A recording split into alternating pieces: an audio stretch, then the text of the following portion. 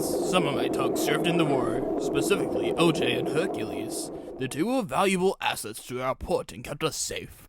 It was a shocking story when Hercules told me the story of when he was coming back into the port after towing out a naval ship and its platoons. It was a foggy day, and his raider was having trouble tracking where to go. It's this way, Captain, He implored his captain, trying to persuade him into the correct way of going into port. No, it's this way, Insisted the captain. Neither of the two were correct, of course, which is really something for how much Hercules knew his sense of direction. No, it's this way. And Hercules drew smoke out of his stack, going starboard. No, I'm the captain. And his driver gripped the wheel and harshly drew him to port side. Hercules jolted to his side and dipped violently in the water. Water sloshed onto his deck as the crew ran about. What are you doing? Caught Hercules very frustrated. I'm taking us the right way. Caught his driver, and he straightened out the wheel. The men on his deck, very shaken up, started to sweep the water off. Hercules continued on through the deep fog. He tried his best to peer through it, only to not be able to make out anything. We need to be going west, driver.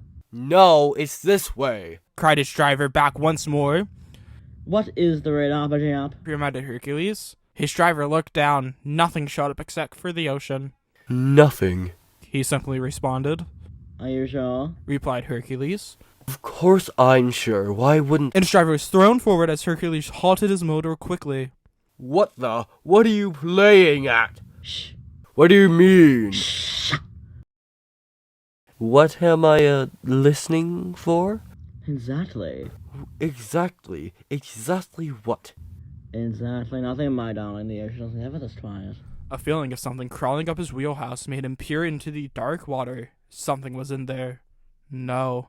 Things were in there. Round objects. Many of them. In complete terror, he yelled to his driver. Check the radar. I already did. I told you. But give it a punch. And so his captain did, and the radar seemed to fix itself as billions of small dots began to show up all around them. Oh, shit! Cried his driver, quickly starting forward. What is wrong with you, darling? Don't move. It's blown up. Then what are we meant to do? We wait.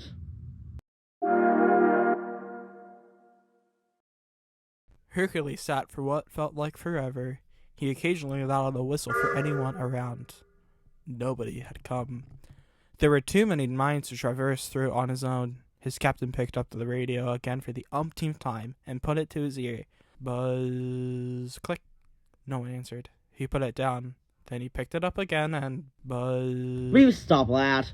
What? Turning the radio off and on. It's driving me ill. Fine. Replied the captain begrudgingly, and he slammed the radio hard down. You'll be careful in there. I can feel that if you must know. The captain huffed as he rolled down off the chair in the cab and laid on the floor. If you're so bored, darling, then go to the cabin instead of my floor. There was no response. He had fallen asleep of boredom. It was just Hercules by himself now. He and his thoughts, alone on the open ocean, surrounded in a death trap. He sat there thinking of what was happening at the harbor, wondering what the tugs were doing without him. Were they worried? Were they looking for him? Were they assembling a rescue crew? Would they do anything? Don't be daft. They'll come for me. I know they will. And how long will it take them to arrive? How long will they even realize that you're gone? Oh, shut up, will you? Why should I? Because you're just a voice in my head. You don't matter. I don't. Then why are you here in the first place? You're the one that listened to me. No, I didn't.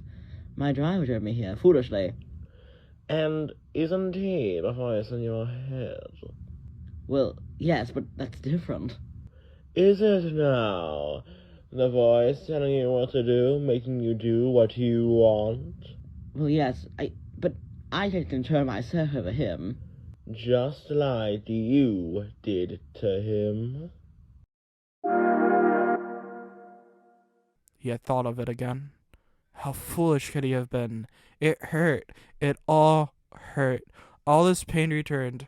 A rock felt like it was placed in his hole as he let out a moan from his boiler. A yawn drew from his cab as his crew sat inside the cabin, waiting for their rescue. Hercules thought no one was coming. What for? Why should they? He didn't need it. No, he didn't deserve it. The sky turned a purplish haze as the barely visible sun set. Hercules drew one last sigh as he closed his eyes and drifted off to sleep. He woke up. The sun was high back in the sky now. Its rays shone brightly into Hercules' glasses. It almost felt like they would start a fire from the heat it was building up. Fire. Fire. Fire! Yelled the fire tug as Hercules' eyes locked onto the dockside. The buildings were ablaze as they fell down to the solid cement. The yells of people and automobiles cried loudly for the key. Hercules' eyes fell into pins as he sat there, doing nothing. Nothing. That was it. That's why it was his fault. Get ahead of yourself, dear. Go on. Help. But his engine didn't start. He sat there, drifting as the tide slowly pulled him away. Some tugs flocked away, hiding behind it. Go help. He cried to them. None of them responded. Go help them. Still, no response. And then, from the other side of the harbor, drew a tugboat the same size of himself. No. Don't go. No. It didn't matter. The tug couldn't hear him. The dashing tug made his way over to the quay as he tried to help the men fighting the fire. Inaudible gestures arose as the tug let out large clouds of steam as it dashed for an opening in the quay where a canal lay. Hercules didn't have the urge to do anything. He couldn't. He was too ashamed. As the tug made his way in, there was a loud snap as buildings standing right beside the canal lost their will to stand. They came crashing down onto the tugboat, now sinking deep into the canal. Suddenly, it all disappeared. He was back on the open water, still alone with his self-pity. The sun had gone now, and it was all replaced with the glowing of the moon. It shone brightly on the fog surrounding him. Through the mist came the spluttering of a tugboat's engine, and then, coming towards him, was the tugboat. The tug made his way in front of Hercules as their bows nearly touched. The two sat in silence, facing each other, staring into each other's twinkling eyes. I'm sorry. Then, tears began to stream down his face as the sound of crying erupted. It's fine, honey. Everything's just fine. No, it's not. It's all my fault. There was nothing you could do about it. But I could have... Darling, I don't blame you. Hercules' bow seemed to lighten itself. Can I come with you? Oh, darling, you still have a long way to go. And with that, the figure of the tugboat faded into the mists, and Hercules was left alone yet again. He didn't sleep at all. He waited until morning when his crew and driver woke up. Bubbles from the water came into view in the far distance. They came closer and closer, dodging the mines underneath. Suddenly, a little submarine emerged. Hercules, we've been looking all over for you. Are you all right? Just barely, my dear. Oh, yes, I've seen. And I can get you out of here.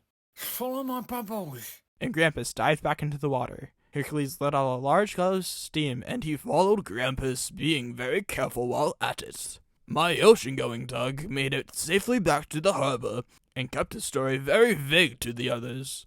He was shaking up from his experience. He never told anyone except for Lily about his encounter, and later me in the 50s. It was a hardship for him to lose someone so close, but his closure, as he told me, was what he truly needed.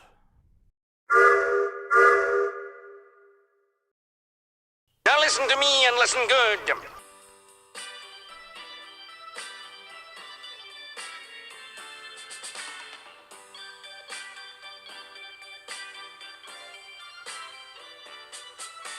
That's life. That's what all the people say. You're riding high in April, shot down in May. But I know I'm gonna change that tune. When I'm back on top in June.